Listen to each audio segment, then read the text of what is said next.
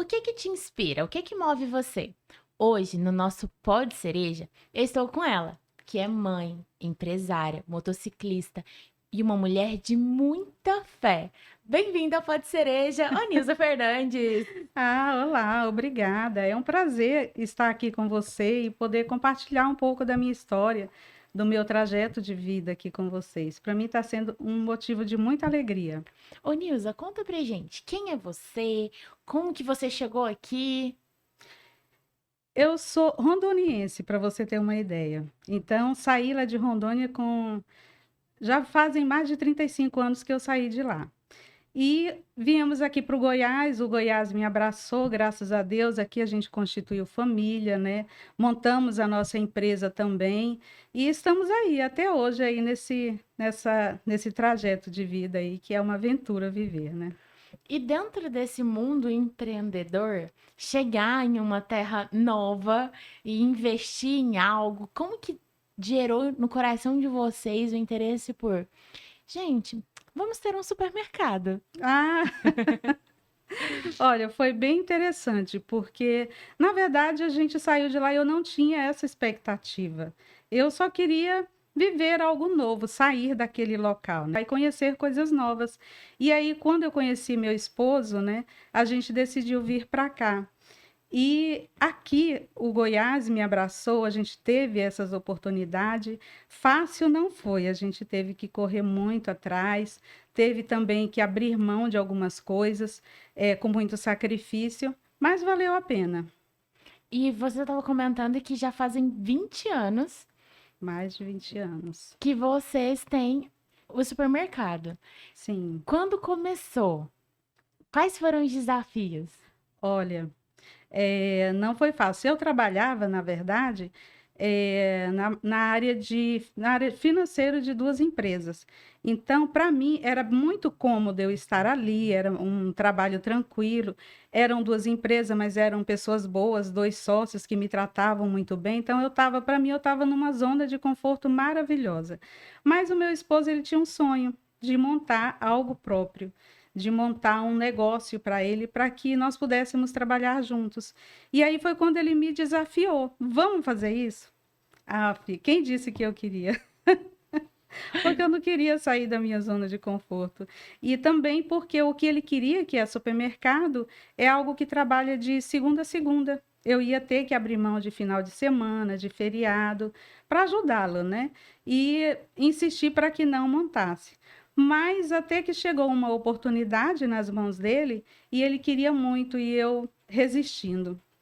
E por incrível que pareça, aconteceu algo nesse período, né, que ele queria assumir o negócio e eu decidi não fazer. Não, eu não quero, realmente eu não quero.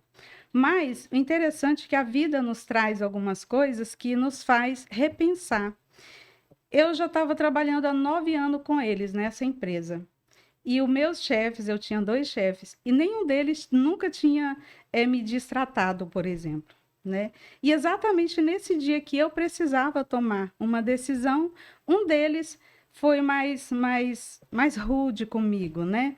Então eu tive que pensar e disse, realmente. Eu achei interessante porque eu lembrei que eu tinha lido a história da vaquinha, que é mais ou menos assim.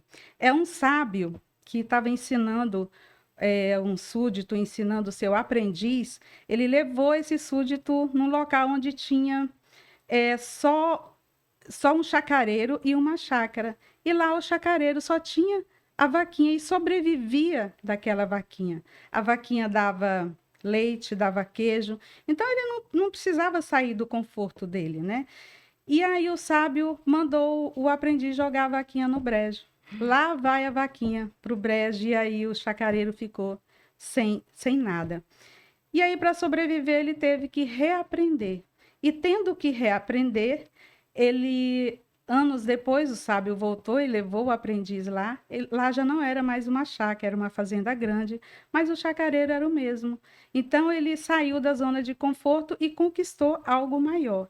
E eu lembrando dessa história, sempre lembrando dessa história, eu imaginei o meu patrão acabou de empurrar minha vaquinha para o brejo. Então, é isso. Liguei para o meu esposo, pode fechar o negócio que eu tô dentro. E assim vocês começaram nessa caminhada de sair da Exatamente. zona de conforto, de se entregar, de gerar um novo Isso. posicionamento, eu até colocaria assim, de Uhum. ter inclusive novos desafios ali dentro. Porque eu Isso. imagino que o supermercado é uma operação, no sentido assim, você tem a pessoa que está no caixa, você tem a pessoa que está no açougue, se tiver açougue, a pessoa que repõe aqui. Sim, Gente, é muita gente. E aí é tem que ter verdade. mercadoria, tem mercadoria que vence, tem mercadoria que chega. Como que investe assim no sentido de eu escolho essa mercadoria? Não, eu vou pedir a outra, mas e a outra? E são tantas possibilidades. É, Então eu imagino que gerir isso tudo também foi um desafio. uhum. Mas vocês já tinham experiências em supermercado ou vocês tiveram que aprender? Eu já tinha trabalhado de caixa de supermercado. E ele também, ele tinha uma certa experiência, porque ele trabalhava em vendas, né? Ele vendia produtos para supermercado. Daí surgiu a oportunidade dele comprar, né? E ele sempre teve esse sonho. Ele dizia para mim, não, eu não quero passar o resto dos meus dias no apito. Mas que apito é esse? Eu não quero virar um guarda noturno, nada contra, né? Mas era o que ele falava. Então, assim, era um sonho que ele precisava realizar. E aí, nesse dia, eu decidi e a gente entrou junto. Mas, como você disse, realmente é um desafio. Até porque eu estava com os nossos filhos pequenos também, né? Então, meu filho mais novo tinha 9, a minha moça já estava com 18, foi também para nos ajudar. E não foi fácil, foi um grande desafio. A gente teve que se adaptar, se adequar, cada um na sua área, para poder ajudar e poder manter o negócio aberto, porque não foi fácil, amiga, foi bem difícil. Esse começo aí é muito difícil. E nesse começo e até agora, como foi o papel da família nesse universo? Como eu te falei, nós tivemos que nos ajustar, né? Então, teve um irmão meu que veio morar aqui no Goiás também, que nos ajudou lá no começo, sabe? O meu esposo também, ele é aquele estilo sanguíneo, né? Nossa, difícil de controlar. Então, assim, eu era mais aquele esteio mais firme, bem mais racional, até porque eu tive que deixar do meu serviço, eu tive que sair daquele serviço que eu não queria sair para ir ajudar ele. E assim a gente foi se ajustando aos pouquinhos, né? Como eu te falei, nós compramos um supermercado de frente de um que era maior. Então, na verdade, quando a gente fez isso, as pessoas viam como loucura, porque imaginavam, não, vocês não vão sobreviver. Mas, assim, graças a Deus nós sobrevivemos e hoje nós estamos no lugar do que era maior. Cresceram, Sim, expandiram, uhum, conquistaram espaço. E eu exatamente. imagino que nesse ambiente também vocês conseguiram aprender Sim, nossa. muito, ensinar muito, Uhum, e que foi ali um passo de fé, de falar assim: olha, eu vou estar com meu marido nessa, a gente vai conseguir, sim, estaremos juntos. Eu até brinco, eu tenho um casal de alunos que eu falo: olha, eu gosto de ver o casal que tá junto prosperar junto. Eles sim. estavam em dúvida se um ia e depois o outro ia. Eu falei, vamos fazer prosperar junto? Porque se tá todo mundo alinhado ali dentro, é muito Uhum, mais fácil, com muitas aspas nesse fácil, uhum. alcançar grandes voos juntos. E é mais compensador também, né? Você olhar e dizer, olha, eu cresci, eu não só cresci junto, mas eu fiz junto com ele, né? É um apoio mútuo. Exatamente. E aí, nesse meio tempo, vieram os filhos, teve muitas coisas que aconteceram ao longo desses 20 Sim. anos. Mas durante esse percurso, vocês já eram cristãos ou vocês. Como foi essa caminhada dentro da fé? A minha história é um pouquinho diferente da dele, porque na verdade, eu com 12 anos eu fugi de casa para me batizar. Né? Eu me converti, como nós cristãos falamos, né? Eu conheci, tinha uma vizinha que ia para a igreja e tudo mais, então ela me levou e eu gostei. E quando foi no dia do batismo, eu fugi com ela para ir me batizar. Quando eu cheguei com o cabelo molhado e tudo mais, minha mãe, nossa, minha mãe muito católica na época, né? Meu pai também na época muito católico. Então, assim, Eles brigaram porque para eles era mudar de religião, sendo que nós somos cristãos, acreditamos no mesmo Cristo, no mesmo Jesus, não é? Que é o que nos salva. Então, mas na época ela não entendia assim, então ela brigou muito comigo, mas foi assim, compensador, foi uma virada de chave na minha vida. Mas depois disso eu saí, ou seja, nós mudamos de local, de cidade, e aí eu perdi esse contato, né? Então eu me afastei, passei um longo tempo sem estar novamente, sem voltar para a igreja. E meu esposo, quando eu conheci ele, ele sempre foi católico também, né? A família católica, então ele já veio depois de mim. Mas aí, depois de um tempo, isso há uns 12 anos atrás, mais ou menos, eu voltei novamente. Na verdade, eu recebi uma palavra sobre isso que dizia assim: aquele sim que você me deu quando você tinha 12 anos, você esqueceu, eu não. Então, isso mexeu muito comigo, porque era algo que só eu sabia. Só eu e Deus sabia disso. Então, eu comecei a pensar e repensar. Eu disse: não, eu preciso voltar novamente para aquele que me salvou, que cuida de mim, e preciso conhecer mais, buscar mais e aprender mais. E aí foi quando eu voltei. E com isso, com essa decisão, meu esposo veio junto, nossos filhos, a minha filha sempre foi, ela é uma mulher cristã, inclusive ela é pastora hoje, e vieram todos juntos. E estamos nessa caminhada com Jesus. Olha só que eu fiquei de verdade impactada com essa história em sentir assim, como que Deus forja de uma forma tão bonita o propósito Sim. da nossa vida, né? E Uhum. 12 é uma marca tão importante porque eu sempre gosto de trazer que a vida, o mundo, na verdade, ele não é perfeito. Lá no início, Sim, quando são 7 dias, já tem a brecha da imperfeição, que seria: sim. vocês foram feitos para serem bons, então vocês vão errar.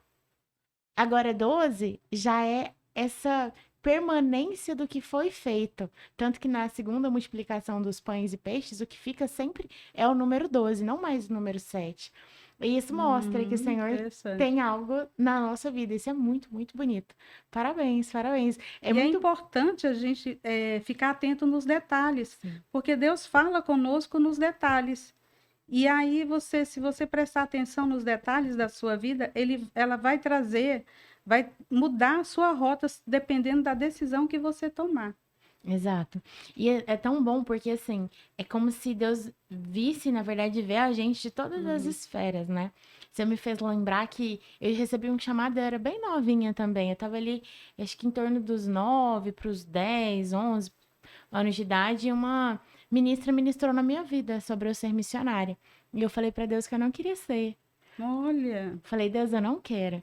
E aí, numa conversa muito sincera, Deus me perguntou: filha, por que que você não quer ser missionária? E eu falei, Deus, porque as missionárias que eu conheço, que lá em casa a gente recebia várias missionárias, casais e sei. tal, era muito diferente o missionário do púlpito pro missionário que ficava na minha casa. Ah, entendi. Então você meio que julgava ali, não. Aí eu falava, eu não quero isso, eu não quero que o meu pai no púlpito esteja. Eu não Uhum. quero ser a mãe ou o pai que tá no púlpito e fala assim, ah, eu tenho uma família perfeita, e não ser isso. Ah, E entendo. aquilo ali me gerava um incômodo. E eu olhava e pensava, quem são os amiguinhos dessas crianças? Porque se os pais estão sempre em missão, cadê os amigos?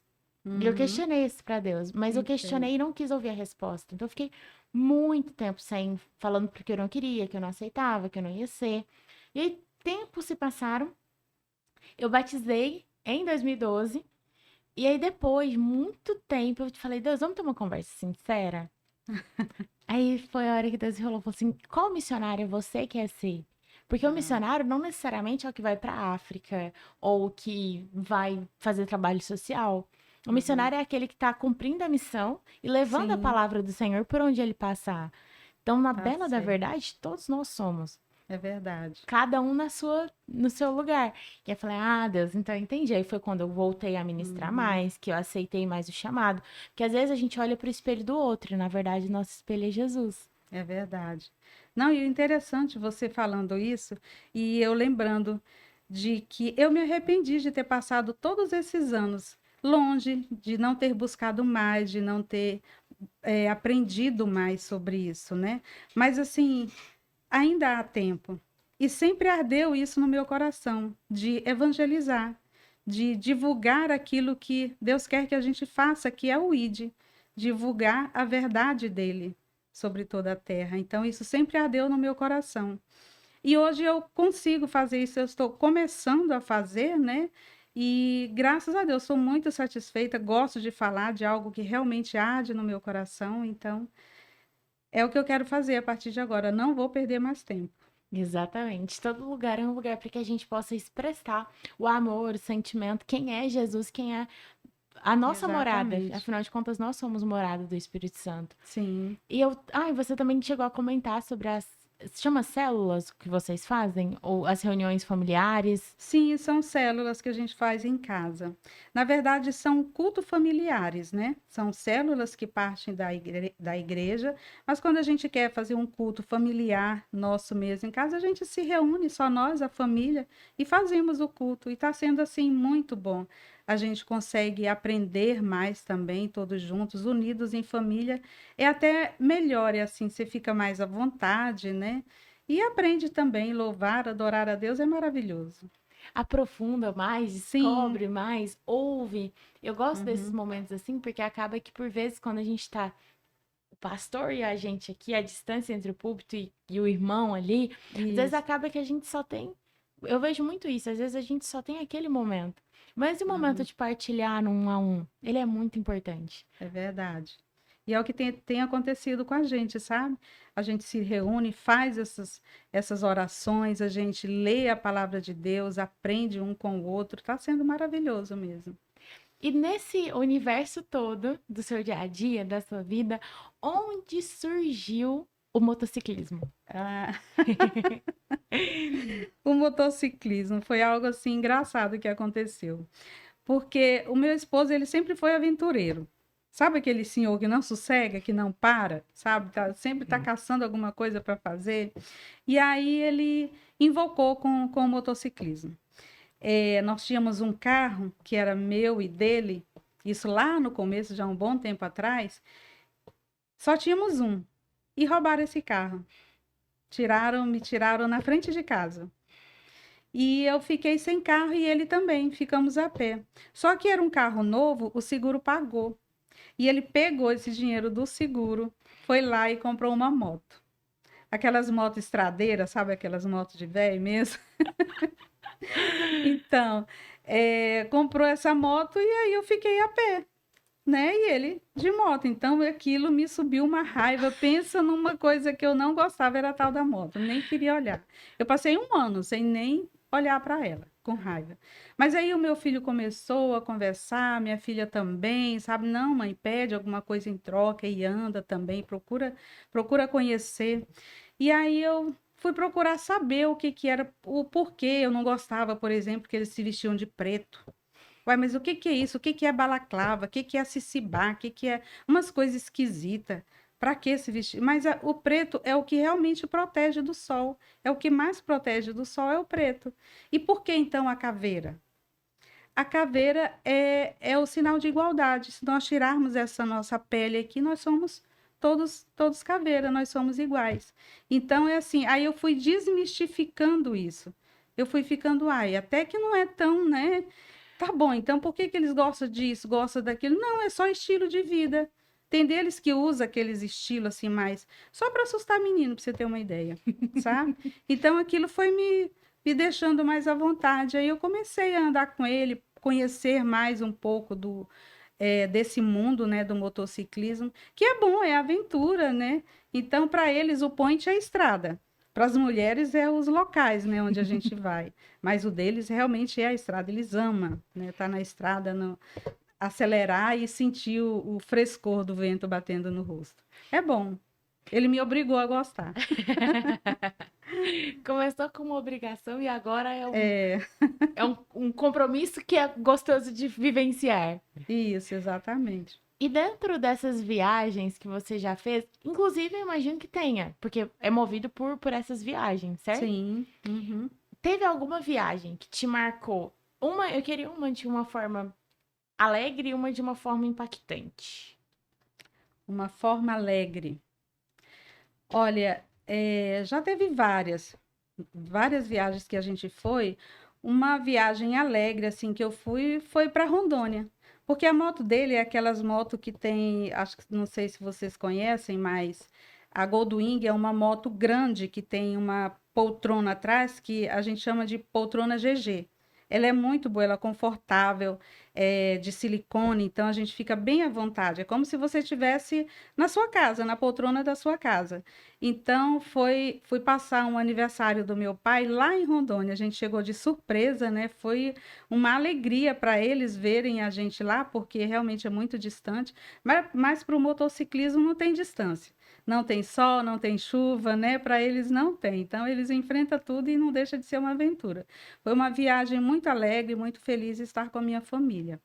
Agora, uma outra que foi impactante para mim foi quando a gente foi para a Argentina. Nós fizemos uma viagem para Buenos Aires, que foi muito boa também. Mas nessa viagem de Buenos Aires eu passei mal. A gente subiu, fomos no lá Serra do Rio do Rastro, a gente passou por lá e lá eu passei mal. Acho que a altitude também. E teve uma outra coisa que eu fiz, comi queijo demais, tomei vinho. E acabei passando mal nessa viagem. Mas teve uma outra viagem que a gente foi para a Argentina também, que foi um outro encontro de motociclista, porque eles têm os encontros, né? Eles ficam olhando aí na internet, onde tem encontros, eles querem estar junto. Se conectam um com o outro e vão se juntando e vão em grupo. E nessa viagem específica foi para Corrientes, na Argentina. E lá em Corrientes, eu achei interessante porque lá tem uma ponte da província de Corrientes que vai para Chaco, acho que é Chaco mesmo, que liga uma cidade para outra. E essa ponte ela é uma ponte muito alta. Então as pessoas com problemas, costumavam ir para essa ponte para se suicidarem, infelizmente. Mas assim, os cristãos que lá moram, as igrejas que moram, elas se revezam entre si para estarem nessa ponte. Então, quando a gente ia de um evento para o outro, que eu via aquelas pessoas indo e voltando com uma bandeira nas costas, eu quis saber o que essas pessoas estão fazendo, por quê? Aí foi que foram me explicar de que aquelas pessoas, elas são chamadas de anjos da ponte, porque são pessoas que se revezam em oração para lá e para cá, orando, pedindo pela vida daquelas pessoas. Então, com essa atitude deles, diminuiu bastante, né, o índice de suicídio daquela ponte. Olha que interessante, né? Então, assim, a gente percebe o tanto que a fé move, o tanto que a oração move, o tanto que a nossa oração a Deus nos protege e protegem aquelas pessoas, né? E eles fazem isso até hoje lá. Então, foi uma história que me impactou bastante em relação a isso, sobre a fé mesmo. E eu acredito que cada história, cada viagem, cada nova aventura carrega consigo uma memória. Sim. Seja de, meu Deus, que desafio, e agora? Mas como que vocês fazem, por exemplo, normalmente vai de quantos em quantos nessas aventuras? Quantas pessoas vão? Ah, sim. Normalmente são os casais, porque normalmente os motociclistas são as pessoas já mais de idade, né? Tem, lógico, muitos novos que a gente vê e se adequam, né? Mas a maioria são pessoas que já estão mais ajustadas na vida, que já estão mais tranquilas, então eles querem viver isso, essa aventura. Dizem que o homem não fica velho, né? Vira motociclista. Então é o que acontece, a gente sempre vai de casal.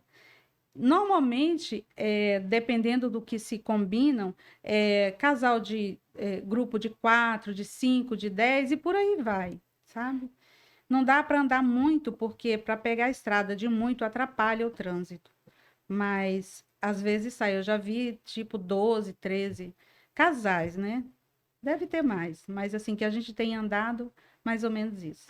E dentro de todos os lugares, viagens, tudo mais que vocês fizeram, tem algum lugar que o lugar ficou marcado pra você no sentido assim, de uma paisagem, de uma comida, de algo que tem nesse lugar?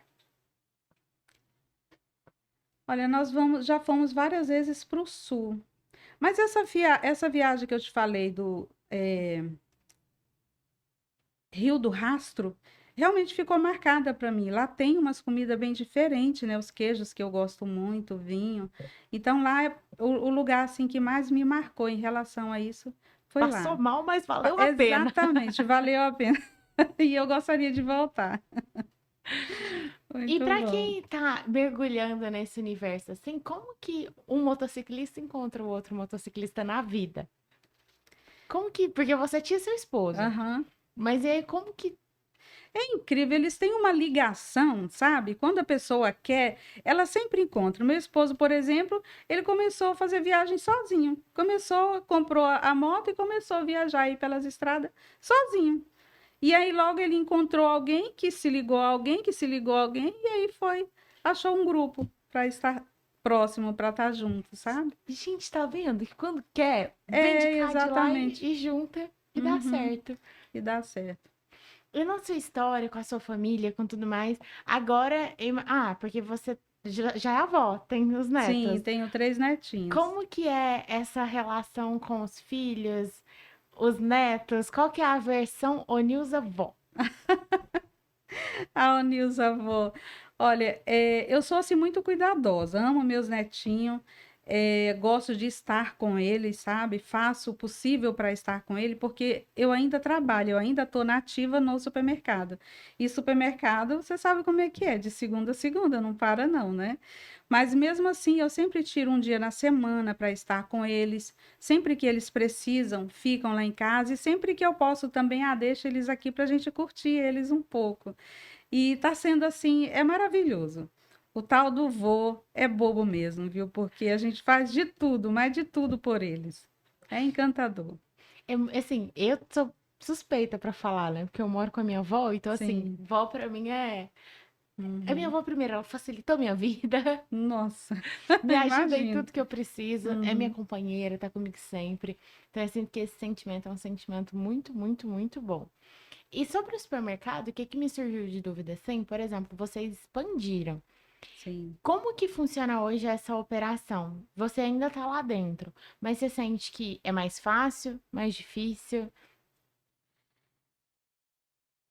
Hoje, para mim, está sendo mais fácil, porque é mais fácil cuidar de um maior que você delega as funções do que de um menor, onde você precisa fazer de tudo, como eu fazia. Então, eu tinha tudo muito aqui. Eu não queria, até gostaria de delegar, mas assim, como a gente está começando, a gente tem que economizar, então a gente acaba fazendo tudo. Mas quando a gente expande, melhora um pouco, a gente delega e aí fica mais fácil, a gente consegue respirar, a gente consegue até pensar melhor.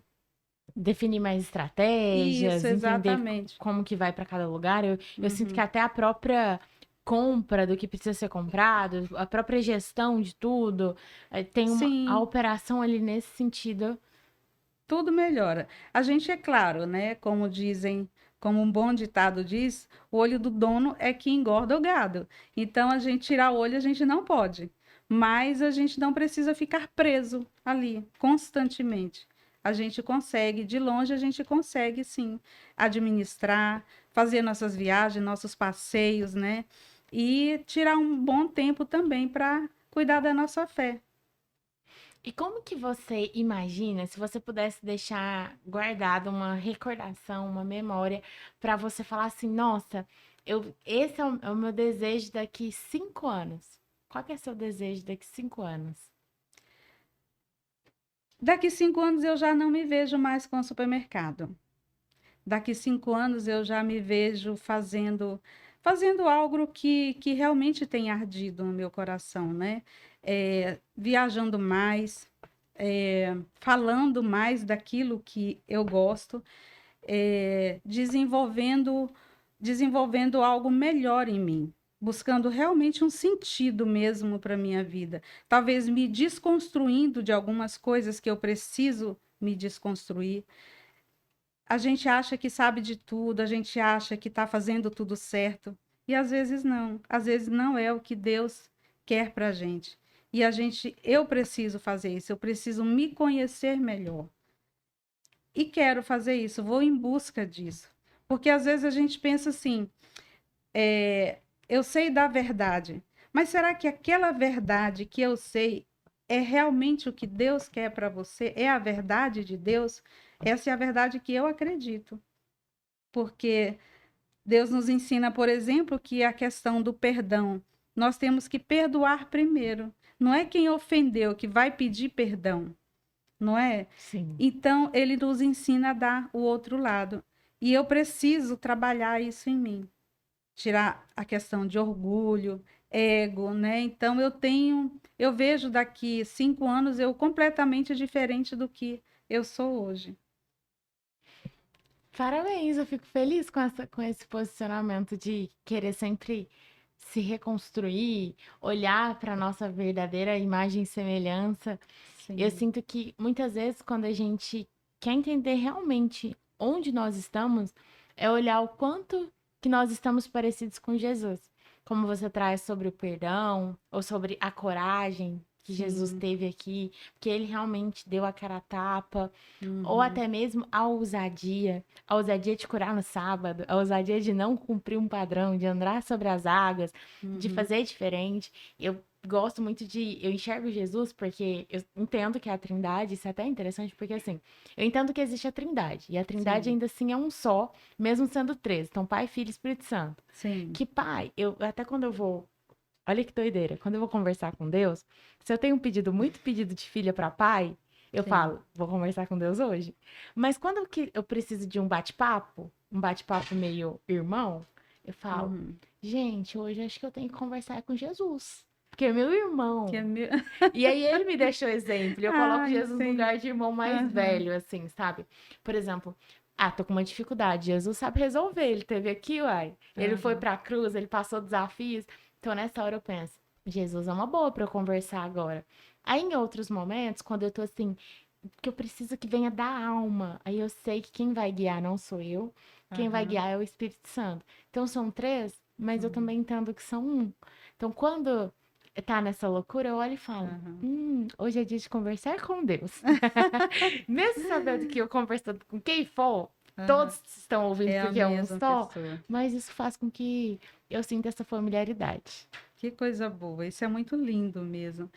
Porque quando a gente fala que volta na fé, né, é importante a gente sempre estar analisando esse contexto, porque nós temos que nos alimentar, nós somos feito alma, corpo e espírito. Então, nós temos que nos alimentar da mesma forma que alimentar um, alimentar o outro. E às vezes a gente se sabota, né? A gente quer alimentar só um lado e o outro não. E é necessário o que você faz realmente. E às vezes eu me perguntava, gente, eu tinha amiga que chegava para mim e dizia, nossa, Deus falou comigo hoje. Eu olhava, gente, mas que prepotência que, né? Como assim Deus fala com você e não fala comigo? Ah, não, vai ter que falar comigo. E aí eu tinha isso, mas eu não entendia que a voz de Deus, ela tá em todo lugar, ela tá dentro de você. E a palavra dele é a voz dele. Quer ouvir a voz de Deus? Leia a palavra dele. Quer ser sábio? Leia a palavra dele. Porque a sabedoria é a palavra dele. Você lendo, isso vai te trazer sabedoria. E aí que eu entendi. Um dia eu lendo a palavra, ela falou comigo. Eu disse: como assim? Meu Deus, está respondendo algo que eu precisava ouvir. E a palavra mexeu comigo, falou, eu li, gente, é isso mesmo que eu estou entendendo. Era exatamente aquilo que eu precisava ouvir. Então, o que você falou faz muito sentido mesmo. Algo que eu gosto, assim, de gerar uma inquietação muitas vezes, é quando vem questionamentos de, meu Deus, tô na igreja, mas quem é Jesus? Ou quem eu sou ali dentro e tal. Sim, Eu trago muito essa da palavra, porque nós temos um guia para conhecer quem é Jesus, que é a própria Bíblia. E às vezes a gente pergunta, tá fazendo devocional? ah, Não tá fazendo devocional. Então vamos lá, vamos começar com Mateus, Marcos, Lucas e João, pelo menos para a gente conhecer quem é Jesus. E aí aham, depois a gente vai para as outras camadas. Aí você vai para um aham. Davi da vida, que inclusive eu tinha crise com Davi. Eu demorei anos para perdoar Davi. Foi mesmo? Olha aí. Não concordava com uma vírgula que Davi fazia. Jesus. Aí eu fui, eu orei para Aham, entender, falar, Deus, o que que é isso aqui? Mas isso foi um aham. estudo conhecendo quem era Jesus. Entendendo que Deus não teve nenhum conselheiro, ele fez. Era Exatamente. dele. Uhum, Então essa proximidade vem quando a gente lê a Bíblia, quando a gente se dedica a estar ali é e verdade. ser mais parecidos com ele. É verdade. E você falando e eu lembrando do meu paizinho. O meu pai, ele já é um bom tempo, ele já, assim, ele se converteu, né? Ele é cristão. Então, ele é porteiro de uma igreja até hoje. Ele há muitos anos e ele tem prazer em falar que ele é porteiro, ele tem prazer em ser porteiro da igreja. E não é só isso, eu falo na vida, porque o meu pai trabalhou tanto e às vezes eu questionava para Deus: Senhor, por que que ele trabalhou tanto? Ele merece muito mais. Por que que meu pai é feliz do jeito que ele é, sem ter nada na minha cabeça, né? Nos meus pensamentos. Só que aí Deus me levou já para uma outra estrutura. Essa é a história dele. Vamos construir a sua história. A sua história pode ser diferente. Mas ele está feliz assim porque a humildade ela nos leva a lugares que a gente jamais imaginou. E o meu pai é humilde. O que ele está construindo ali, a cada tijolo que ele constrói, não é aqui, não é na terra, é na nossa morada eterna, né? É na nossa verdadeira casa. É lá que ele está construindo tijolo a tijolo. Então, na minha cabeça, meu Deus, ele está perdendo. Não, ele está ganhando, ele está construindo.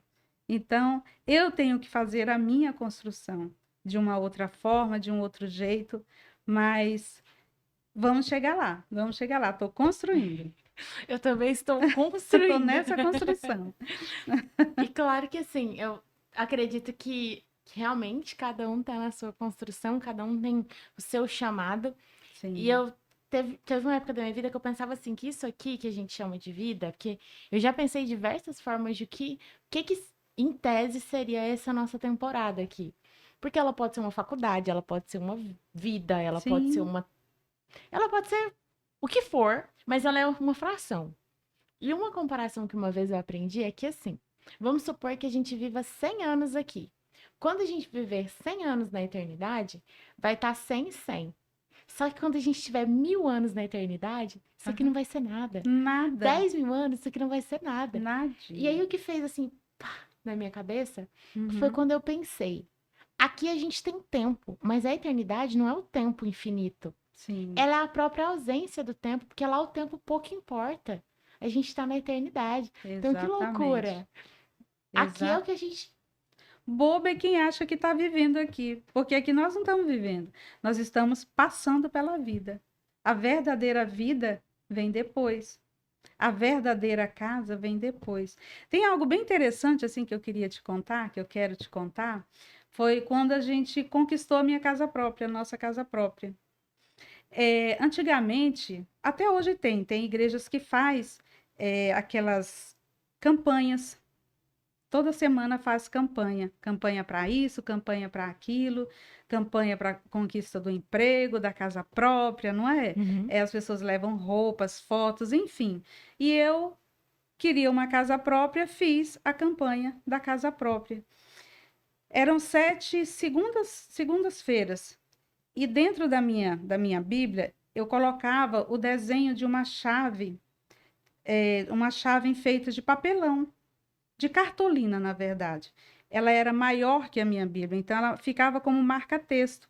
E eu colocava essa chave. Nessa chave, era o desenho de uma chave. Sempre que alguém via, às vezes eu levava, como eu era caixa de supermercado, às vezes eu levava para o supermercado. E as pessoas viam.